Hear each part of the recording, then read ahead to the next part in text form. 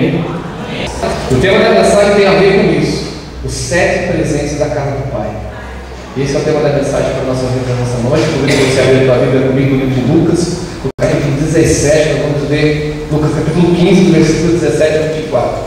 Livro de Lucas, capítulo 15, do versículo 17 ao 24. Caindo em si, ele disse: quantos empregados de meu pai têm comida de sobra? E eu aqui, morrendo de fome. Eu me porei a caminho e voltarei para o meu pai. E lhe direi: Pai, pequei contra o céu e contra ti. Não sou mais digno de ser chamado teu filho. Trata-me como um dos teus empregados. A seguir, levantou-se e foi para o seu pai. Estando ainda longe, seu pai o viu e, cheio de compaixão, correu para o seu filho e o abraçou e beijou. O filho disse ao pai: Pai, pequei contra o céu e contra ti. Não sou digno de ser chamado seu filho. Mas o pai disse aos seus servos: depressa, tragam a melhor roupa e vistam nele. Coloquem um anel no seu dedo e calçados em seus pés. Tragam um novilho gordo e matem-no. Vamos fazer uma festa e alegrar. Pois esse meu filho estava morto e voltou à vida. Estava perdido e foi achado. E começaram a festejar o seu regresso. Feche seus olhos e ora comigo. Deus Todo-Poderoso, nesse momento, meu Pai, nós estamos na tua presença, meu Pai, diante da tua palavra santa, meu Pai querido.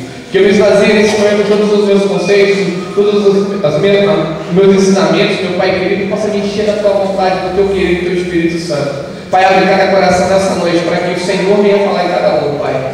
Em nome do Senhor Jesus. Amém. Uma palavra muito conhecida, uma palavra muito pregada, né? Muitas pessoas já pregaram essa mensagem. E, como eu falei, os sete presenças da casa do Pai.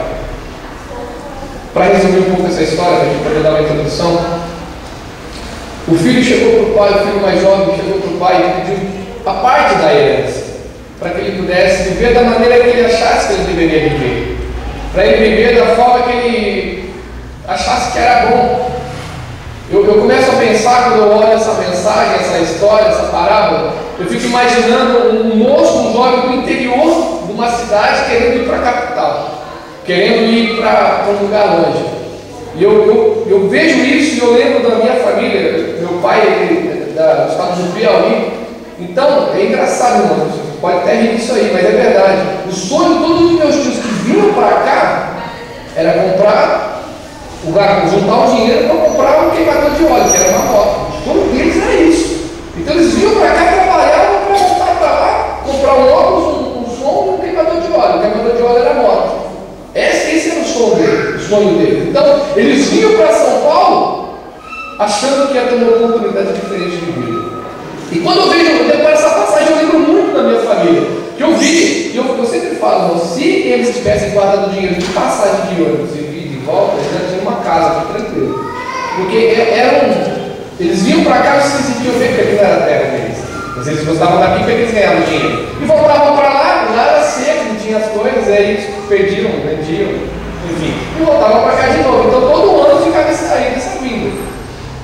Então quando eu olho para essa passagem, eu começo a lembrar de um caipira, vamos dizer assim, um nordestino lá do Piauí, vindo para São Paulo para tentar a vida, para tentar alguma coisa, para tentar ganhar algum dinheiro, para tentar uma vida diferente.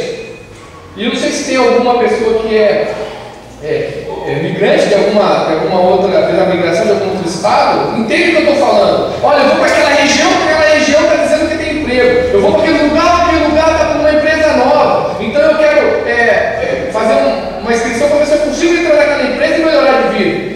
Então talvez, esse jovem fez a mesma coisa. Ele morava num lugar, numa redondeza pequena e queria chegar até uma cidade grande. Então talvez seria isso que passou pela cabeça desse jovem. Só que aí existe uma coisa, meu querido irmão, que eu quero destacar para você. Eu não tenho muita coisa na minha vida não, mas se eu morresse hoje, meus filhos teriam alguma coisa para brigar lá para dividir. Só que é o seguinte, eu não estou vivo, não é meu, entendeu? E o pai, eu imagino esse filho chegando para o pai e falando: olha, eu quero a minha parte da herança. Aí, calma aí, meu filho, você não morreu ainda. O menino estava matando o pai em vida, estava desonrando o pai dele em vida. Eu tenho um moleque aqui, que é o Juninho. Você deve pedir a parte da herança dele para os seus estudos, viu, mano? Você baixa aí. Eu tenho o Felipe, que está desse tamanho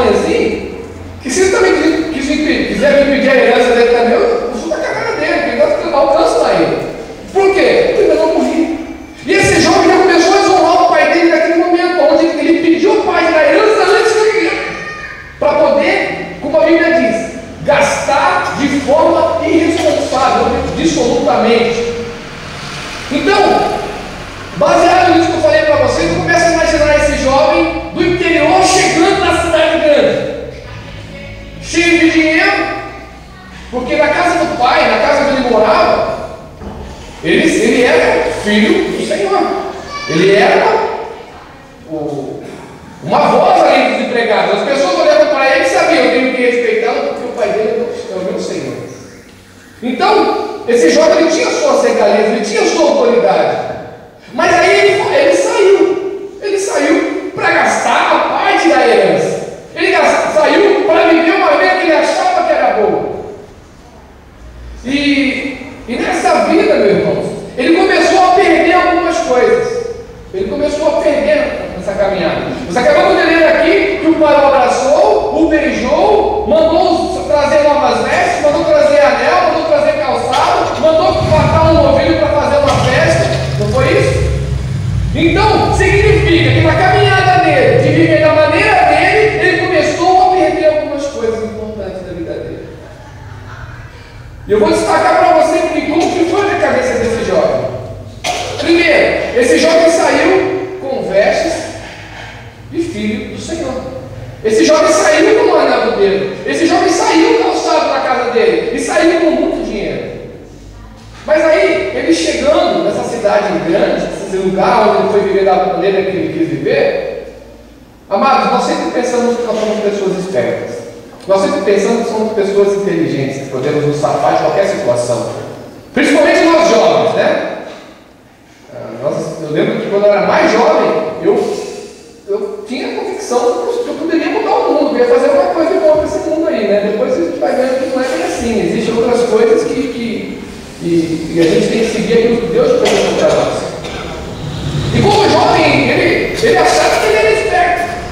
Mas quando ele começou e chegou na cidade grande, eu imagino os espertalhões, porque quem é de cidade grande, ele é mais esperto. Ele tem aí a malandragem da rua. E esse jovem não tinha. Então essas pessoas que estavam ao lado dele, que eram os amigos dele, começaram a aproveitar do dinheiro dele. Começaram a aproveitar daquilo que ele levou de herança do pai. E eu acredito que não era pouco. Era bastante grande que foi levado. E começaram a aproveitar. Eu fiz alguns estudos sobre essa passagem e diz que as mulheres, né, as prostitutas que viram ele, a hora que olharam para ele, todo mundo sabia que ele era de fora. É igual a história, né? Quando a gente vai para o Rio de Janeiro, a gente tem a região aqui de Campinas, nós temos uma tendência de falar o R arrastado, né? Ainda mais eu nasci em Piracicaba, então lá é porta, portão, porteira, porcaria, então é bem puxado o negócio. Então diz que se você chegar no Rio de Janeiro, você fala duas palavras, as pessoas já sabem onde você nasceu. E aí a gente tem que disfarçar quando tá lá, né? E tem aquela historinha, né? O caipira foi pro Rio e falou: olha, vê 2 pastéis, querendo pagar de carioca, né? Chegando lá, o que você quer? Carne e farinha. As coisas, né? Demorou para ver a pessoa é. Falando, por mais que você tente disfarçar, vai disfarçar o seu sotaque, não tem jeito. A língua te entrega, não tem jeito. Porque isso é a essência da nossa vida. Nós nascemos em algum lugar, então nós temos algumas características daquele lugar.